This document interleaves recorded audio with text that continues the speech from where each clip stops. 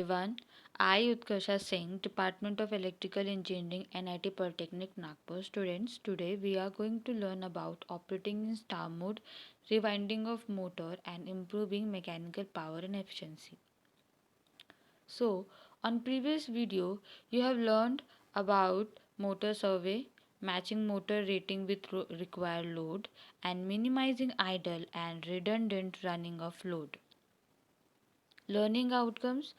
After watching this video, you will be able to learn about improving mechanical power and transmission efficiency, operating motor in star mode, and rewinding of motor.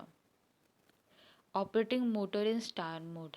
You can see the diagram of star connection and delta connection. So this is the circuit diagram of star connection and delta connection, and how actually it is connected. It is shown here. This the connection of star and delta. Okay, so basically when we connect a motor to start, we connect the motor in star mode. Okay, so here lesser than 30% load means torque required by load is less than 30, hence current requirement is reduced. 30% less than of load means whatever be the torque is required from the load is less than 30, so because of that current is reduced. When we connect a motor in star mode, the phase voltage is reduced one third times that in delta mode. जब हम किसी motor को star connection में star mode connect करते हैं तब phase voltage is reduce to one third. Phase voltage जो होता है वो वन थर्ड रिड्यूस हो जाता है, जो कि डेल्टा में नहीं होता. ठीक है, जिसके वजह से what ever be the torque generated by the motor is directly proportional to the square of applied voltage per phase.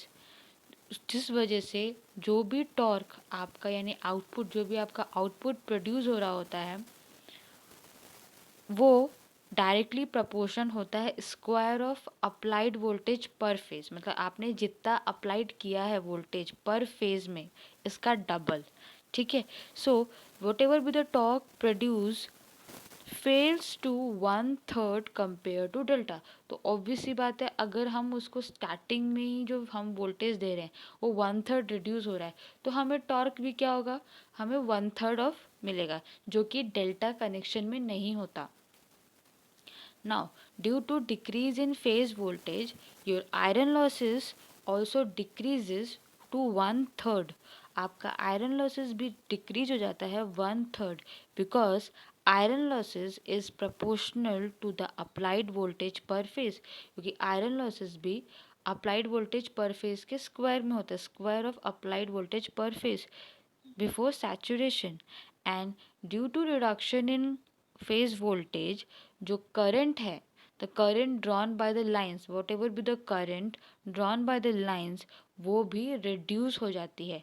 अब क्योंकि जो लाइंस में जो करंट ड्रॉन हो रही है वो भी रिड्यूस हो रही है, तो आप सबको पता है कि करंट जो कि लाइंस के थ्रू फ्लो होती है तो हम उसको उससे क्या होता है, कॉपर लॉसेस होता है. तो ऑब्वियसली अगर आपका करंट जो कि लाइन कंडक्टर के थ्रू फ्लो हो रहा है अगर वहाँ पे रिडक्शन आएगा so obviously there will be reduction in copper losses. Okay, so hence we can say that if we connect the motor in star mode then there will be a reduction in losses which eventually reduce your energy conservation. Rewinding of motor. During rewinding, by preserving the original winding characteristics, material, quality, design, structure, it is possible to maintain the original operating characteristics. Now, first of all, you should know about what is rewinding of motor. We all know that when motor get burnt by excessive load or heating or having a low insulation, then our winding get burnt. मतलब अगर आपने motor पे excessive load दिया है ना, या फिर वहाँ पे हीट ज़्यादा प्रोड्यूस हो गई, सो उसके वजह से आपकी जो वाइंडिंग्स हैं वो क्या हो जाती है, कॉइल जिसे हम कहते हैं, वो क्या हो जाती है, जल जाती है। तो हमें क्या करना पड़ता है, हमें उसको रीवाइंडिंग करना पड़ता है, because it can be done, ये रिवाइंडिंग हो सकती है मोटर्स में, तो हम उसको रिवाइंडिंग करते हैं। So we have to preserve the quality of that winding. Original winding जो थी वही ओरिजिनल जैसे ही आपको मोटर में सेकेंड बार जब हम रिवाइंडिंग कर रहे हैं उसकी जो क्वालिटीज़ होती है वाइंडिंग की, वो हमें उसे वही वाइंड कैरेक्टरिस्टिक्स हमें प्रोवाइड करनी पड़ेगी, because to get the original characteristics, अगर आपको चाहिए कि आपका मोटर प्रॉपरली एफिशिएंटली वर्क करे, है ना, तो आपको उस वाइंडिंग की क्वालिटी, आप वही क्वालिटी ऑफ वाइंडिंग आपको उस मोटर को प्रोवाइड करनी पड़ेगी। ठीक है। And now for this you should use a long cross sectional area of conductor. मतलब आपकी जो कंडक्टर का जो क्रॉस सेक्शनल है, जो उसको हम जैसे कहते हैं विड्थ, जो वो काफ़ी लार्ज होना चाहिए, उस जिससे जो इंसुलेशन होती है ना, इन जो विथ स्टैंड क्वालिटी होती है, that it can with stand, वो बर्दाश्त कर सकता है हीट वगैरह, वो उसकी बढ़ जाती है बिकॉज ऑफ दैट। ठीक है, insulation quality increases, and so that is why, और जिस वजह से वहाँ पे कॉपर लॉसेस जो है वो काफ़ी मिनिमाइज्ड, मतलब रिड्यूस हो सकते हैं। Rewinding for the required torque and power or speed results in lowering the losses। अगर आपने आपके मोटर की रिवाइंडिंग, आपकी मोटर की एक रिक्वायरमेंट होगी, मतलब this motor will give this much of output and power.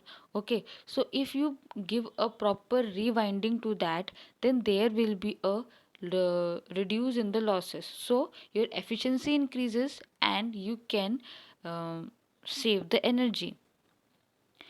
Now, when we provide windings to the motor, then there will be extension of coil, means जो slot बने होते हैं जिनमें हमें windings लगानी पड़ती है ना, slot खाने टाइप के ऐसे बने रहते हैं, उसमें हमें वाइंडिंग्स देनी पड़ती है।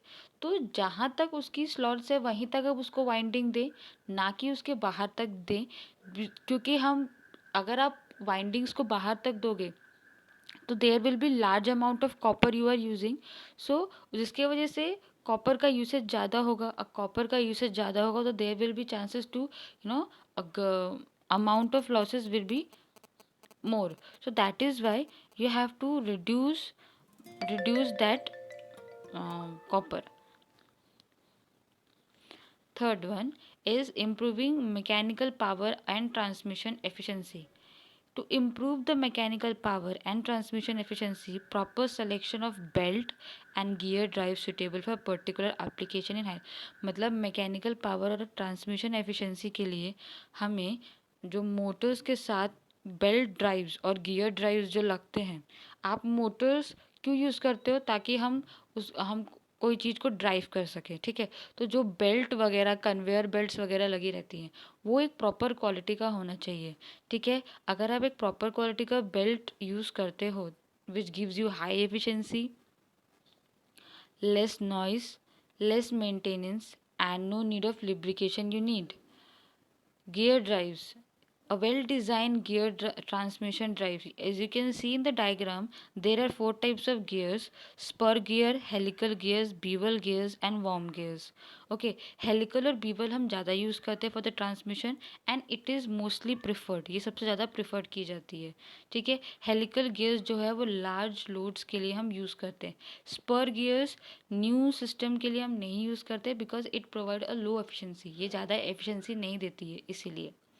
Warm gears are available with greatly reduce ratio, मतलब वॉर्म गियर्स जो है 15 HP तक के मोटर्स के लिए आप यूज़ कर सकते हो, but above that you can not use it because it is not economical, मतलब वो नहीं यूज़ कर सकते, it is not good for the efficiency. Energy conservation is achieve by the more efficient. अगर आपको एनर्जी कंजर्वेशन करना है then you have to use a efficient gears to to protect your energies, है ना। आपको अगर अपनी एनर्जी सेविंग करनी है तो you have to use all this things. Summary, now you have learned about operating motor in star mode, rewinding of motor, improving mechanical power and transmission efficiency. PO mapping. In this topic, we have mapped all these POs.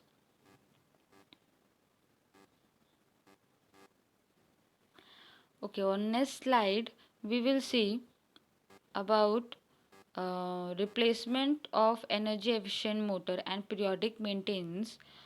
Thank you and keep learning.